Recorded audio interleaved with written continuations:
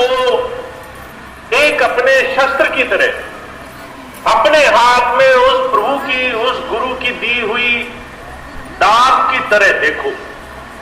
आपका हर रोज का दिन, 24 घंटे का दिन, ये वो युद्ध भूमि है, रणभूमि है, जिसमें आपको मन से हर रोज लड़ना है। बहुत से काम ऐसे होंगे जो शरीर रूप में होंगे, बहुत से काम ऐसे होंगे जो मन रूप में होंगे। कुछ लोग आएंगे आपके पास, कभी आपको दुखी करेंगे, सुखी करेंगे, कभी कुछ अच्छा बोलेंगे, कभी कुछ बुरा बोलेंगे। कुछ लोग ऐसे भी होंगे दूर से आपको ऐसी भावना देंगे कि मन में आप उनके लिए अच्छा बुरा सोचोगे। और ये तमाम क्रिया प्रतिक्रिया दिन भर चलने वाली है।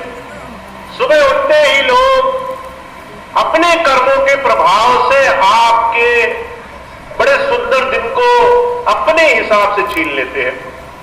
मैंने देखा है बहन को, उसका रोज का नियम था, रोज सुबह उठती थी, उठते ही सबसे पहले फोन उठा लेती थी। फोन पे हजारों जो है मैसेज आए, किसी ने कहा फलाने को कुछ हो गया, किसी ने कहा फलाने को कुछ हो गया। अब वो दूर बैठी मैसेज पढ़ते ही कभी दुख, कभी सुख, कभी तमाम भाव मन में लेकर उसके दिन की शुरुआत हुई। फिर टीवी खोल लिया, तमाम दुनिया के समाचार चल रहे हैं, वहां मारकाट मच गई, वहां बुरा हो गया, वहां ये गलत हो गया। तमाम दुनिया के कर्मों के प्रभाव हमारे मन में बैठे बिठाए दिन की शुरुआत होते ही हमारे मन पर छाप डालते। ऐसी स्थिति में जब आपका हर रोज एक रणभूमि है, हर रोज आपके मन पर, वचन पे, आपके जीवन में दुनिया की तमाम चीजों के प्रभाव पड़ रहे हैं, ऐसे में आप अपने हर रोज के दिन को कैसे बचा सकते हो? इस कर्म का सही तरीके से इस्तेमाल करके। आपके हाथ में शक्ति दी है गुरु ने, आप अपने हर दिन को बचाते चलो। कैसे बचाओगे? हुजूर कहा करते थे 2-3 चीजें खास हैं। पहली चीज ये ध्यान रखो कि आप दूसरे अनगिनत लोगों से अलग हो, विशेष हो। आपने गुरु से नाम लिया, बड़ी भारी बरकत की बात है। नाम मिलना ही अपने आप में बहुत बड़ी दात है। जिसको नाम मिला है उसको एक रास्ता दिया गया है कैसे दूसरे लोगों से बेहतर जिंदगी जीनी है, कैसे अपने आप को दुनिया के तमाम प्रभाव में बचा करके रखना है। हुजूर एक मिसाल फरमाया करते थे, कहा करते थे कहा जैसे जल में कमल निरालम, मुर्गा ए निशाने, सूरज सुबह भवसागर तरिए, नानक नाम बखाने। कहते जैसे जल में कमल होता है, कमल की एक खास बात होती है कि उसकी पंखुड़ी पर पानी नहीं टिकता। आप जितने पानी फेंक कर देख लो। हम सत्संगी भाई बहन ऐसे होने चाहिए, कोई हम पर दुनिया की अच्छाई बुराई का कितना ही भार फेंक दे, हमें विश्वास होना चाहिए हम दूसरों से अलग हैं, हमें नाम मिला हुआ है, हमें जीवन साधने का साधन मिला हुआ है। 70-80 वर्ष के जीवन में हमने वो कमाना है जिससे लोग भूल करके दुनिया में मन मत में उलझे हुए हैं। लोग हर रोज संसार में माया के पीछे भाग रहे हैं, हम माया में रहते भी हैं और हमें उसकी परवाह भी नहीं। हमारे सामने दुनिया की सारी चीजें हैं, जो प्रभु के भाड़े में है, उसकी मौज में है, और उसके बाद भी हमें सिर्फ एक चीज से प्रेम है, वो प्रभु नाम जो हमारे मन में समाया हुआ है, जो गुरु की दी हुई दात हमें मिली हुई है। तो पहली चीज तो हमें समझना है हमारे लिए गुरु नाम एक बहुत बड़ी बरकत की चीज है। अब दूसरी चीज, नाम मिलने से कुछ नहीं होगा, नाम को साधना पड़ेगा। इस नाम को अगर आप सिमरन करते हो और ध्यान करते हो, 2 क्रियाएं। अगर आप चलते फिरते कोई भी काम कर रहे हो, मनी में नाम का सिमरन चल रहा है, गुरु की याद चल रही है, तो चाहे दुनिया में कितना ही हाहाकार मचा हो, चारों तरफ कितनी ही दुनियादारी फैली हो, आपको ये विश्वास रहेगा कि गुरु आपके अंग संग है। आपके हर एक जगह गुरु जी का हाथ है, उनकी दया मेहर है, वो हमेशा आपके साथ है। दूसरी चीज, आपको आंखें मूंद करके ध्यान में बैठना है। महाराज जी कहा करते थे, संसार में जो कुछ भी मिलेगा आपको, वो अंधकार में मिलेगा। अगर अंधकार नहीं चीरोगे, इस अंधकार को पार नहीं करोगे, तो मनमत में फंसे रहोगे। मन तब तक है जब तक अंधकार पार नहीं किया है। इसका जीता जागता उदाहरण आप देख लीजिए। कितने सत्संगी भाई बहन ऐसे जो स्वामी जी महाराज के चरणों में जुड़े, जरा सी ठोकर लगी, तरह तरह के मनमत में उलझे, और आज उन्हें खुद इस बात का एहसास नहीं है कि वो कहां गिरे चले जा रहे हैं। हुजूर कहा करते थे, मन तब तक नहीं छोड़ता है जब तक आप ये अंधकार पार नहीं करोगे। जब आंखें बंद करके बैठोगे तो सबसे पहले अंधकार बनेगा। इस अंधकार को पार करना बिल्कुल भी आसान काम नहीं है। कोई लाख कोशिश करे, हुजूर तो कहा करते थे, अंधकार पार करना तो बहुत बड़ी बात रही। आप थोड़ी देर एक आसन पर ध्यान साधना के लिए जमकर बैठ तक नहीं सकते। शरीर ही आपकी इजाजत नहीं देगा, शरीर ही परेशान हो जाएगा। ऐसे में जो ध्यान पर बैठते हैं और धीरे धीरे अंधकार से पार होने की गुरु के नाम से उन्होंने कमाई करी है, उनके लिए इस संसार का मन मत, दुनिया के तमाम प्रभाव उस दिन कारगर नहीं होते हैं। तो आपको एक बहुत खास चीज मिली हुई है, नाम की दौलत। और यह नाम की दौलत आपको रोज अपने कर्म से कमानी है। इसका मतलब क्या हुआ? आप अगर कल पर छोड़ दोगे कि आज तो हमारे पास समय नहीं रहा, आज तो हमारा मन नहीं मान रहा, आज तो हमारे पास फुर्सत नहीं है, तो माफ कीजिए, समय आपके हाथ से निकलता जाएगा। राजस्थान की बात है, एक सत्संगी भाई मिले मुझे, कहने लगे, भैया जी आपने कहा सिर्फ 10 मिनट ध्यान पर बैठा करो। मुझे लगा ये तो बड़ा आसान काम होगा, 10 मिनट तो बहुत कम होते हैं। 10 मिनट तो आदमी टेलीफोन देखते देखते गुजार देता है, टीवी देखते देखते गुजार देता है। 10 मिनट तो बहुत कम है, इतना तो कर ही सकते हैं। कहने लगा, मैं एक दिन ध्यान पे बैठा, मन में आया कि अभी मन बड़ा उचाट है, आज तो ध्यान नहीं होगा। ऐसा करते हैं, कल 10 की बजाय 20 मिनट बैठ लेंगे, आज का भी 10 मिनट कल कर लेंगे, आज जो है ठीक से नहीं हो पा रहा है। अब अगले दिन पहुंचे, कहने लगे, मैं उस दिन बैठा, कुछ और तकलीफ नजर आने लग गई, सोचा चलो कल 30 मिनट कर लेंगे, 30 मिनट तो फिर भी हो सकता है। कुछ दिन बाद मुझसे मिलने आया, कहने लगा 40-50 घंटे तो मैंने ही गिन लिए, 40-50 घंटे हो गए, 10-10 मिनट जोड़ते जोड़ते ध्यान पे बैठा गया, न रोज 10 मिनट दे पाए। 40-50 घंटे के बाद मैंने गिनना ही बंद कर दिया। मैंने कहा अब 40-50 घंटे तो कभी पूरे नहीं हो पाएंगे। तो आप ये बात समझ के रखिए, 10 मिनट भी कई बार बहुत भारी लगता है, क्योंकि संयम और संकल्प हम साधते नहीं, आज का काम हम आज पूरा नहीं करते। इसलिए आप इस बात को संकल्प साध के रखिए। अगर 10 मिनट आपको बोला जाए तो वो 10 मिनट कम मत समझिए, मन वो 10 मिनट भी नहीं करने देगा, पर आपको फिर भी करना है, आपको फिर भी 10 मिनट जरूर बैठना है, गुरु की आज्ञा मान करके, गुरु की बात को अपने जीवन में संकल्प मान करके। हुजूर कहा करते थे, अगर आपने सिमरन और ध्यान इन 2 चीजों को अपने जीवन में अपना कर रखा, ये 2 चीजें अपने हर रोज कर्म से इसको सींचते गए कि मैं चलते फिरते मन में दुनिया की याद ना बनाकर गुरु की याद बनाऊंगा, ये भी एक कर्म है। अगर मैं रोज 10 मिनट बैठूंगा, बाकी टाइम तो चलो जैसे गुजर रहा है, कम से कम 10 मिनट ध्यान पर बैठूंगा, तो ये भी मेहनत से किया हुआ कर्म है।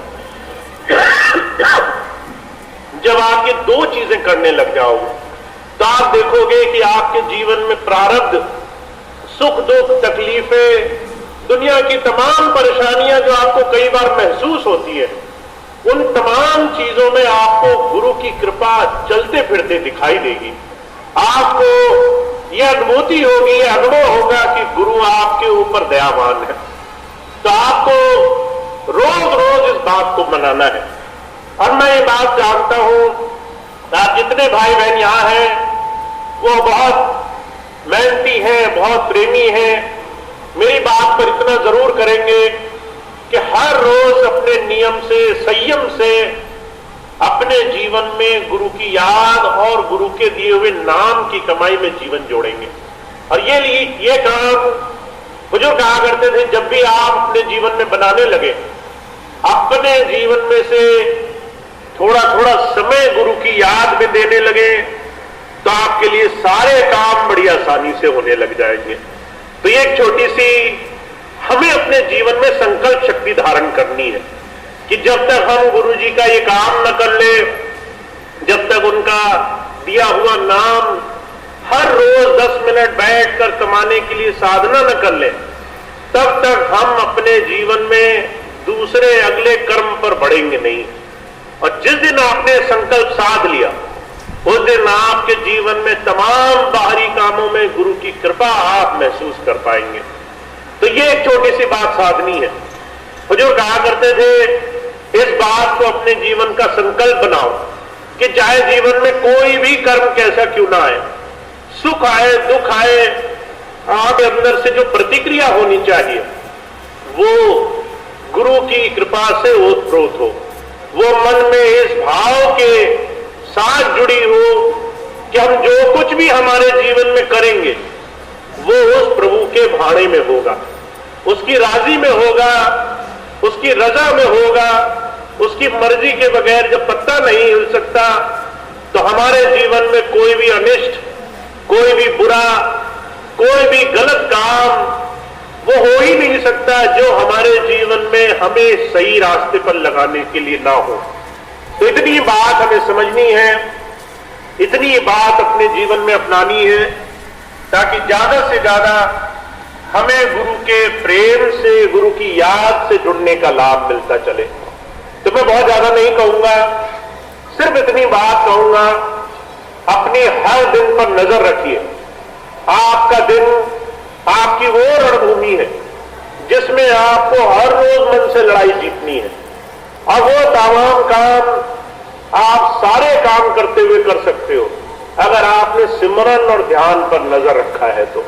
और अगर वो नहीं रखा, सारे अच्छे काम किए, तो ये मन आपको कहीं ना कहीं पकड़ लेगा, कहीं ना कहीं आप उलझ जाओगे, कहीं ना कहीं भ्रमित होगे और उससे आपको फिर थोड़ी मोड़ी तकलीफ भी उठानी पड़ सकती है।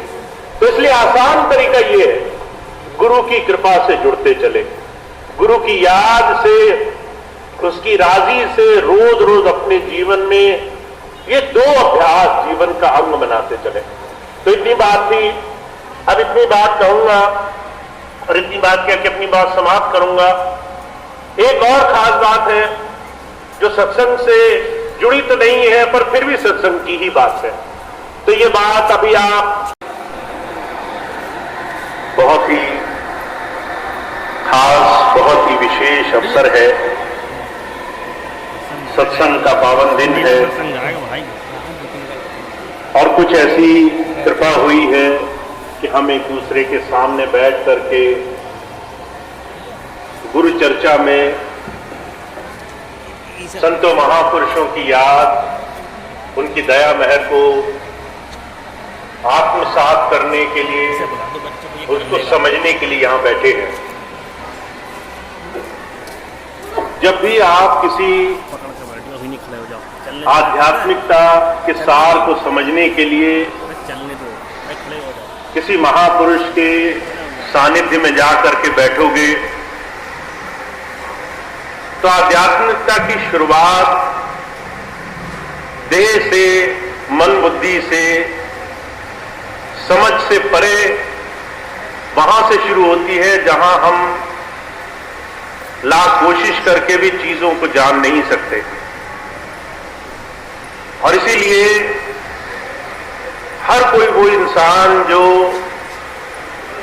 मन बुद्धि के आधार पर संसार में धर्म को समझने की, धर्म को जानने की कोशिश कर रहा है, उसे अनेकों ठोकर लगती है। हमारे लिए ये बड़ा खास, बड़ा विशेष अवसर है। हमें गुरु कृपा से, अंदर से गुरु की दया से जुड़ने का मौका मिला है। जब भी बहुत सारे भाई बहन ये बात कहते हैं कि चारों तरफ काल माया का पसारा फैला हुआ है, बहुत ज्यादा लोग प्रयास में लगे हैं कैसे किसी को भ्रमित कर दें, किसी को तोड़ लें, किसी को दूर कर लें, तो मुझे बिल्कुल चिंता नहीं होती। जब बहुत सारे लोग लगे रहते हैं कि कैसे किसी को एक गलत बात बता करके उसको दूर कर लिया जाए, मुझे इस बात की रत्ती भर भी चिंता नहीं होती।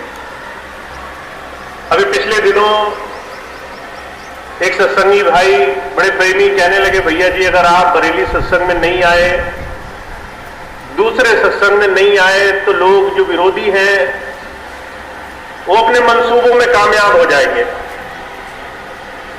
मैंने उनसे सिर्फ एक बात कही, जब 10 साल कोई नहीं था तब कोई इन्हें नहीं तोड़ पाया, तो अब 2 दिन में आकर के कोई किसी का मन चाहे लाख कोशिश करे, 1000 बातें कहे, तब भी इन्हें नहीं तोड़ सकता है। तो आप एक बात समझ लें, चाहे संसार का कोई भी इंसान किसी भी शक्ति से लगा रहे, जबकि आपके अंदर अपने गुरु के लिए प्रेम, विश्वास, अंतर से गुरु की धारा वो जुड़ी हुई है, चाहे कोई आपके चारों तरफ बैठ करके दुनिया के गीत गाता रहे, तो भी आप पर फर्क नहीं पड़ेगा, क्योंकि ऐसी गुरु धारा से, ऐसे गुरु प्रेम से आप जुड़े हुए हैं। और जब ऐसे गुरु प्रेम से कोई जुड़ जाता है, जब गुरु की ऐसी शक्ति से कोई जुड़ जाता है, इस तरह का विश्वास हमारे अंदर रहता है, तो हमारे लिए एक बहुत बड़ा कर्तव्य है, एक बहुत बड़ा दायित्व है हमारा, कि हम अपने जीवन में इस सच्चाई को, इस नेकी को बढ़ाते चलें। उस जगह अपनी शक्ति न लगाएं जहां पर दुनिया के तमाम वो लोग जो गुरु से विमुख होकर के, मनमुखी होकर के संसार में लगे हुए हैं, हम अच्छाई में, नेकी में, सत्संग में अपना समय गुजारा करें। अगर आप किसी को 2 प्रेम की बात सुनाओगे, उसके जीवन में गुरु की कृपा उसे मिल गई, तो एक बहुत बड़ा उपकार किसी के जीवन में आप कर दोगे। और आप अगर संसार के मनमत की बात करोगे, दुनिया में लोग क्या कर रहे हैं, कौन कितना ज्यादा लगा हुआ है, इसमें आप अगर उलझ गए, तो आपके माध्यम से अगर किसी एक का भला हो सकता था, तो वो रास्ता आपके हाथ से छूट जाएगा।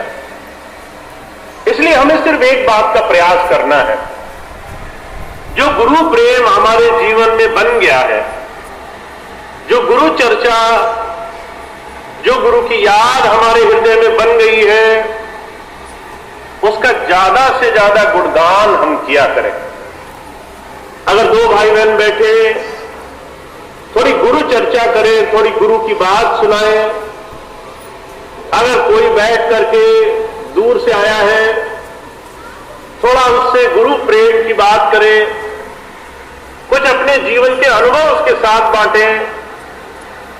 हुजूर कहा करते थे अच्छाई बांटने से बढ़ती जाती है, और वो अच्छाई अगर किसी एक के जीवन में भी बदलाव ले आए, किसी एक मनमुख को गुरु की तरफ जोड़ दे, किसी एक भटके हुए को गुरु की याद, गुरु के प्रेम से जोड़ दे, तो जो उपकार आपने अपने जीवन में कमाया उसकी आप कल्पना भी नहीं कर सकते हैं।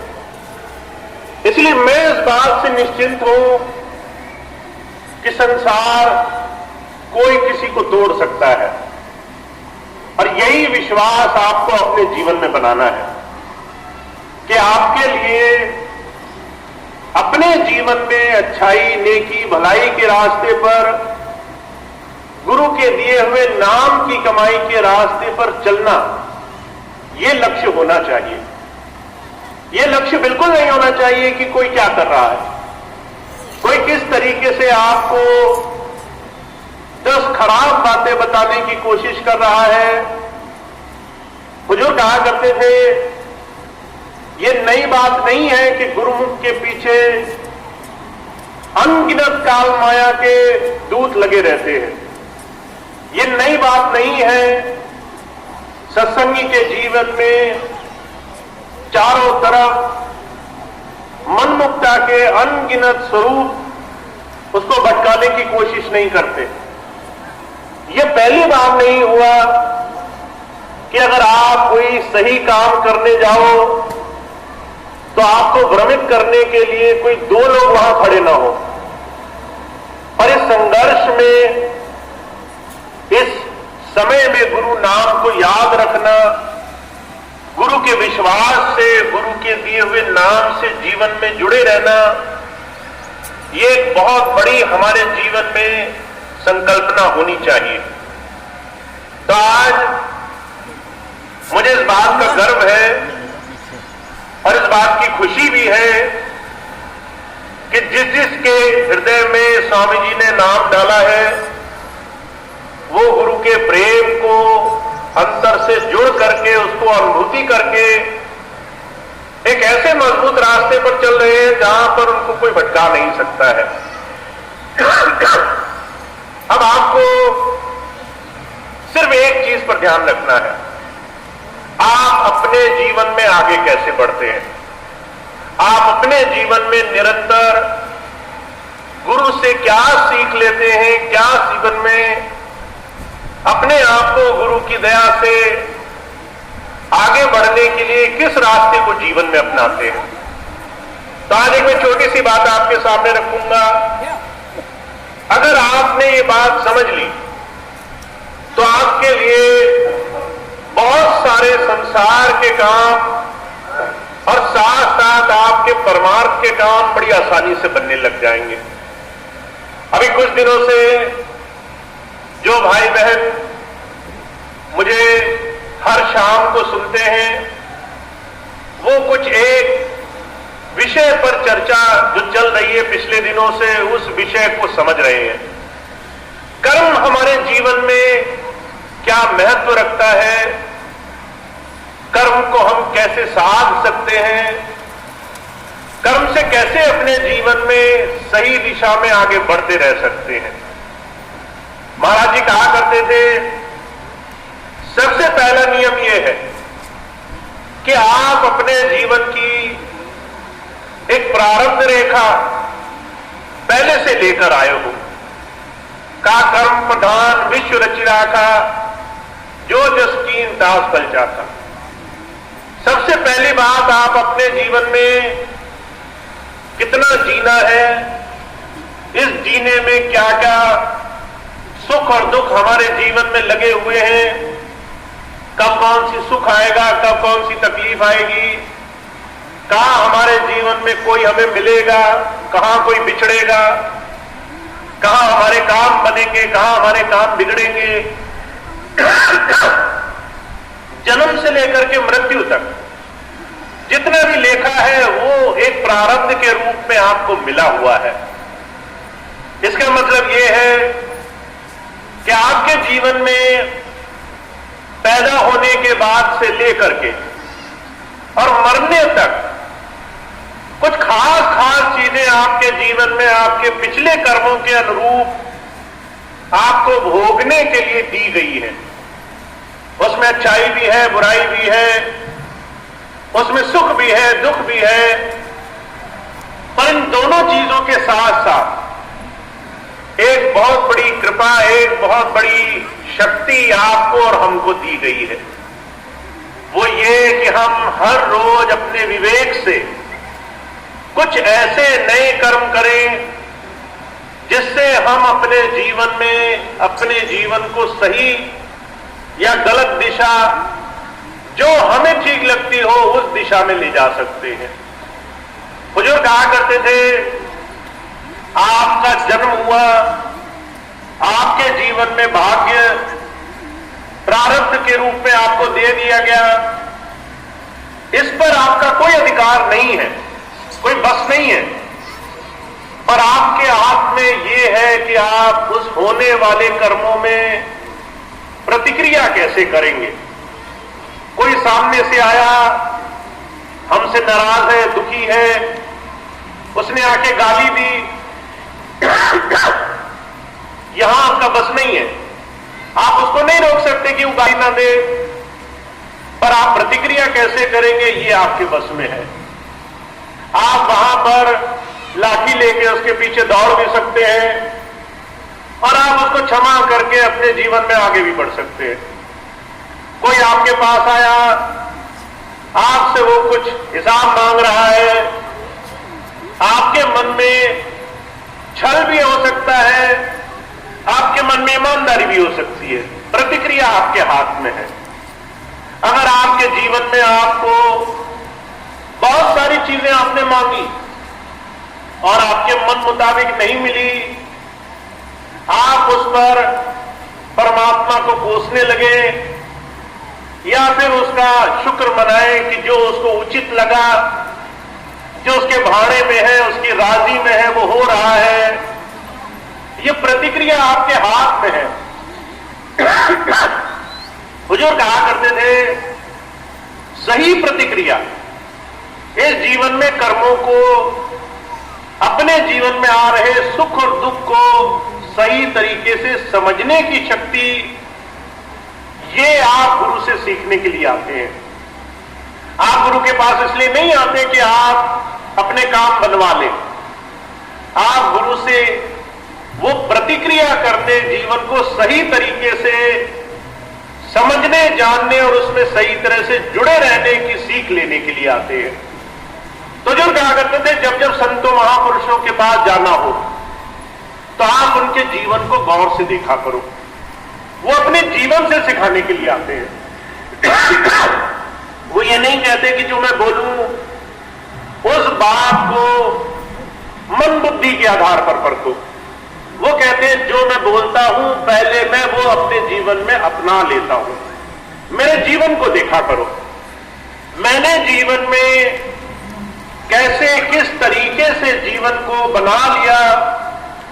ये जीता जागता उदाहरण है कैसे हम संसार में प्रारब्ध की मार से बच सकते हैं, कैसे हम इस जीवन के गुते हुए स्वरूप में अपने आप को स्वतंत्र कर सकते हैं, कैसे गुरु नाम से अपने आप को कर्मों के प्रभाव से बचा सकते हैं। और इससे बचाने के लिए आपको एक चीज अपने जीवन में धारण करनी है। गुरु की बात से आपको जीवन में अभ्यास को, उसकी बात को अपने जीवन में उतारने से, आचरण से, स्वभाव से अपने जीवन की प्रतिक्रिया को अपने जीवन में उतारना है। आपके जीवन में बहुत सारे सुख दुख आएंगे। अभी जितने आए उसके बाद भी बहुत बड़ा जीवन बाकी है। बहुत से लोग ऐसे हैं 10-20 साल के हैं, बहुत से भाई बहन ऐसे 40 वर्ष के हैं, 50 वर्ष के हैं, पर अभी जीवन बाकी है। इस आने वाले जीवन में हर तरह के कर्मों का विधान हमारे प्रारब्ध में छुपा हुआ है। पर आप जब संत की शरण में आ गए तो स्वामी जी महाराज एक बात कहा करते थे, गुरु की शरण आने का मतलब है आपने उसका सुरक्षा कवच, वो छतरी ले ली जिससे चाहे जितनी बारिश हो रही हो, अगर वो छतरी खुली है व्यवस्थाओं के चलते तो आप भीगोगे नहीं। स्वामी जी महाराज के आप बारिश की मार से बच जाओगे। स्वामी जी महाराज के बनाए हुए आश्रम व्यवस्था को बाहरी प्रभाव रखने के लिए हो अगर आप आज से 1 साल पहले मेरा आपके बीच में आना हुआ था। और मैं कई बार इस बात को विचार करता हूं कि आज से 1 वर्ष पहले जब कोई मुझसे पूछता था कि भैया जी वापस आओगे, तो मैं कहता था कि मुझे तो वापस नहीं आना है, मैं वापस आके क्या करूंगा। अभी तो बाहर चल रही है। इस महीने तक कोई भी 1 साल पहले मुझसे पूछता था तो मैं कहता था मुझे वापस नहीं आना है। पर अप्रैल का महीना हुआ, मैं वापस आया और इस विचार से आया कि मैं सिर्फ देखने जा रहा हूं, मैं सिर्फ देख के आ जाऊंगा वापस। मैं आपको बिल्कुल हकीकत बता रहा हूं। पर 1 साल से मैं यहां हूं, हर रोज आपके बीच में हूं। न वापस जाने की कोई व्यवस्था बनाई है स्वामी जी ने, न कोई रास्ता छोड़ा है कि कहीं और जाकर के कुछ कर सके।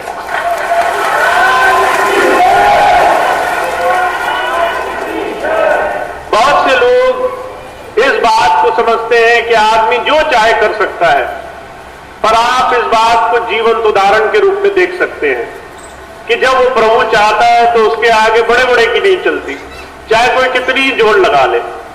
अब 1 बरस से मैं आपके बीच में हूं, कई बार मुलाकात हुई, कई बार गुरु चर्चा हुई, कई बार वार्तालाप हुआ, पर जो मेरा संकल्प है वो अभी पूरा नहीं हो पा रहा है। आपको याद होगा शुरू में मैंने संकल्प लिया था कि मैं चाहता हूं कि स्वामी जी की जो आश्रम व्यवस्था है वहां पर गुरु प्रेम सर्वोपरि होना चाहिए।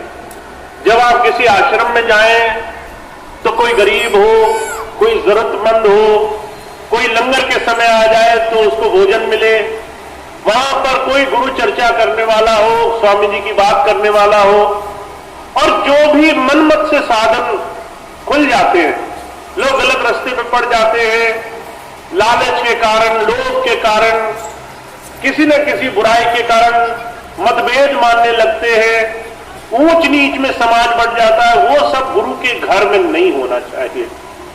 और आपने देखा जब मैं यहां आया तो शुरू में सब लोग साथ लगे, फिर जब मैंने थोड़ा सा शक्ति का रुख अपनाया कि भाई जो चाह रहा है कि भैया जी का सहारा ले करके वो अपने काम बनाए, वो काम मेरे साथ होना थोड़ा असंभव है।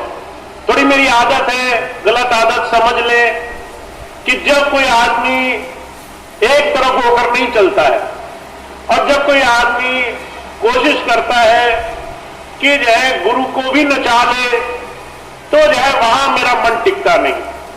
तो जिन्होंने ऐसा किया मैंने उनको स्पष्ट बोल दिया कि भाई तुम्हारे नाचने से तो हम नाचने वाले नहीं। अगर तुम चाहते हो कि काम हो तो वो सिर्फ उस प्रभु के भाड़े में रजा में हो सकता है। और उसके बाद से आपने देखा ही कि हाहाकार मचा, चारों तरफ लोग अलग अलग खड़े बनाकर बैठ गए। जब बहुत से सत्संगी भाई बहन आते हैं कि भैया जी देखिए वो भी विरोधी हो गया, वो भी विरोधी हो गया, तो मुझे बड़ी खुशी होती है। मैं सोचता हूं स्वामी जी को जितने जो है लोग इधर उधर करने हैं अभी कर दें, एक ही बार में, बाद में मौका ना है। जिसको अभी अपना पल्ला बांटना है अभी कर ले, अभी अपने रास्ते तय करने कर ले, अभी और 2-4 महीने हैं, जिसको दौड़ लगानी है लगा ले। मेरे मन में इस बात की खुशी रहती है कि वो लोग जो 10 बरस से बिना किसी सहारे के पर सिर्फ गुरु का सहारा मान के मन में ऐसे दृढ़ विश्वास बनाकर बैठे रहे, आज उनके प्रेम को देख करके मुझे हर्ष होता है। तो मैं सिर्फ ये देखता हूं कौन पक्का है, कौन मजबूत है। जो किसी भी कारण से इधर उधर भाग रहा है, मैं स्वामी से यही प्रार्थना करता हूं इसे और भाग लेने दो, जहां जाना चाहता है चले जाने दो, कोई हर्ज नहीं है। क्योंकि एक बात मुझे अच्छे से याद है, महाराज जी के समय में महाराज जी कहा करते थे भाई 100 शिष्य मिलकर एक गुरु नहीं बना सकता, एक गुरु चाहे सारी दुनिया को शिष्य बना ले, उसकी तो नजर भर की बात है। तो चाहे दुनिया में लोग 1000 कोशिश करें, ये परंपरा कभी उल्टी नहीं होगी कि लोग अब महापुरुषों को अपनी हिसाब से चलाएंगे और कहेंगे कि ये परमार्थ है। तो धीरे धीरे 1 वर्ष होने को आया है और मैंने मन में धारण किया था कि जैसे भी होगा, जो गुरु प्रेम में लगे हैं और जो आश्रम की व्यवस्थाएं हैं, सत्संग और सेवा की व्यवस्थाएं हैं, वो सुचारू रूप से चलेंगी।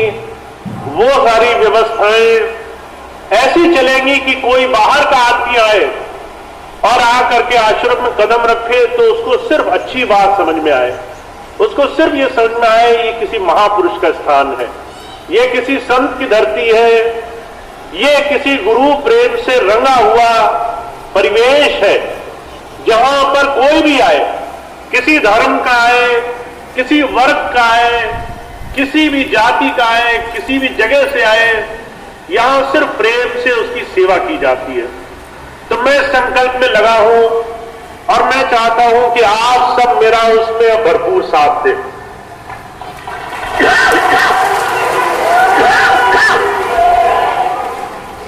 और जो भी भाई बहन अब इस संकल्प में मेरे साथ है, उसे एक तरफा होना होगा। अगर आप सोचे कि दोनों हाथ में लड्डू रखेंगे तो वो रह नहीं पाएगा। मैं आपको बार बार बता रहा हूं, आपको मन में एक को अपनाना होगा। आप एक के होकर रहोगे तो आपके जीवन में सारे काम बनेंगे, और आप सबके होकर रहना चाहोगे तो कोई आपका नहीं रहेगा। तो आपको एक तरफ, अगर अभी भी किसी के मन में छोटी मोटी धारणा है भी, तो एक तरफ अपना पूरा हृदय लगा दीजिए और पूरी तरह से संकल्प में मेरे साथ हो जाइए, क्योंकि ये कम छोटा काम नहीं है। आप ये सोचो, एक ऐसी जगह बनाना जहां सिर्फ प्रेम हो, भाईचारा हो, सेवा हो, जहां सिर्फ सबके लिए प्रेम भावना रखी जाती हो। आज के घोर कलयुग में ऐसा स्थान बनाना आसान काम नहीं है, पर मुझे पूरा विश्वास है आप सबके साथ और स्वामी जी के आशीर्वाद से ये कोई मुश्किल काम भी नहीं है। इसको हम बहुत आसानी से, बहुत सहजता से बना सकते हैं। तो इसके लिए एक सबसे बड़ी और सबसे मजबूत धारणा हमें बनानी है, वो ये कि आप सत्संग से ज्यादा जुड़े। और जो भी भाई बहन हमारे इस मत से, गुरु मत से जुड़ा हुआ है और वो पूरी तरीके से खुल करके सहयोग में है, उनके साथ आप जुड़ करके खूब सत्संग करें। पर अगर कोई आदमी ऐसा है जो पीठ पीछे बुराई करता है, जो अपने मन की साधता है, ऐसे लोगों को दूर से भी प्रणाम करें, ऐसे लोगों से किनारा भी बना के रखें। महाराज जी कहा करते थे, आगे बढ़ने के 2 नियम होते हैं। एक नियम ये होता है कि अच्छाई को धारण करते चलो, पर दूसरा नियम ये भी होता है कि जो बुराई है, जो आपके कहीं भी इर्द गिर्द विकार है, उसको भी हाथ जोड़ करके उससे किनारा करते चलो। तो अगर आप आगे बढ़ना चाहते हो तो सही दिशा में मेरे साथ कदम बढ़ाते चलो, पर साथ साथ ऐसी तमाम चीजों से थोड़ा किनारा भी करो जहां विरोधाभास है, जहां पे तरह तरह की बाहरी राजनीति लोग करके कहीं ना कहीं अपना फायदा बनाने में लगे। तो मैं बहुत स्पष्ट रूप में बोलूं तो आप उन्हीं लोगों से सत्संग कराओ जो बिल्कुल सीना ठोक करके इस गुरु घर की बात करते हो, स्वामी जी की बात करते हो। और जो लोग 10 तरह के खेल खेलते हो, उनसे हाथ जोड़ करके किनारा भी करो कि भाई तुम्हारा सत्संग तुम्हें मुबारक, तुम अपने घर में करो, मां को ज्ञान दो, हमें कोई दिक्कत नहीं है। पर जो एक रास्ते पर चल नहीं सकता, उसके सत्संग की कोई आवश्यकता नहीं है। तो थोड़ा इस पर आपको मजबूती से खड़ा होना पड़ेगा। आपके गांव में, आपके क्षेत्र में, आप में से ही बहुत से भाई बहन ऐसे हैं जो अभी इस बात से थोड़ा सा भ्रमित हैं कि कौन भैया जी के साथ है और कौन भैया जी के साथ नहीं है, और लोग इसका फायदा भी उठाते हैं। लोग कहते हैं कि आपके सामने आकर भैया जी की जय बोल दी, फिर पीछे गए तो कहने लगे बहुत गलत आदमी है। तो आपको इस बात को परखना होगा और आपको सत्संग में सही धारा से जुड़ना होगा, ताकि आप, जो एक हमारा मिशन है कि हम स्वामी जी के हर एक आश्रम को और स्वामी जी की संगत में जुड़ी हुई हर एक सेवादार भाई बहन, हर एक प्रेमी को उस सच्ची प्रेम की धारा से जोड़ सके, उस निश्चंद भावना से जोड़ सके, उस अपने जीवन में सही रास्ते से जोड़ सके। तो मैं उम्मीद करता हूं आप सब लोग मेरे साथ देंगे और जो है इस रास्ते पर बड़ी मजबूती से सहयोग में आप खड़े रहेंगे, ताकि बहुत जल्द हम इस काम को पूरा कर सकें। एक दूसरी बात यह है, 15 अप्रैल आने वाली है। मैंने कहीं और का निर्णय नहीं बनाया। बहुत से भाई बहन कह रहे हैं कि सटीला में तो वही सब पुरानी स्थिति चल रही है, और मैंने कहा कि मैं इस बार 15 अप्रैल कहीं और नहीं मनाऊंगा। 15 अप्रैल स्वामी जी का नामदान दिवस है और मैं जो है उसे आश्रम में ही मनाऊंगा, चाहे जैसे भी हो, चाहे बाहर हो या अंदर हो, चाहे कितनी विरोधी भावना हो। तो इस बात को अभी कुछ समय बाद जैसे भी होगा मैं आपको बताऊंगा। अगर आपको उचित लगे तो आप उस दिन मेरा साथ दें, प्रेम भाव से, सेवा से, ताकि हम लोग गुरु पद को बड़ी सेवा भावना से आगे लेकर चले। तो इतनी बात थी और इतनी बात कह के मैं अपनी बात समाप्त करूंगा।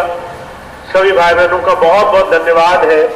अभी 2 दिन पहले आपको सूचना मिली कि यहां सत्संग में मैं पहुंचूंगा और आप इतने प्रेम भाव से आ गए। ये आपका प्रेम है जिसके लिए किसी भी शब्द से कोई बात नहीं कही जा सकती। तो बहुत बहुत धन्यवाद। आज के लिए आप सभी यहां पहुंचे, सत्संग में अपना समय दिया। अब आज का सत्संग कार्यक्रम समाप्त होगा। प्रसाद सभी भाई बहन लेकर जाएंगे। मैं यही हूं, सभी भाई बहन जो मिलने के लिए होंगे मिल लेंगे। फिर कल एक सत्संग कार्यक्रम बीसलपुर में भी है, वहां भी मैं मौजूद रहूंगा। तो पीलीभीत के जो भी भाई बहन हो या आपके आसपास कोई जानकार हो, आप उनको सूचना दे सकते हैं, वो बीसलपुर के कार्यक्रम में भाग ले सकते हैं। बहुत बहुत धन्यवाद। अब एक प्रार्थना होगी, प्रार्थना करने के बाद ही सभी भाई बहन अपने स्थान से उठेंगे।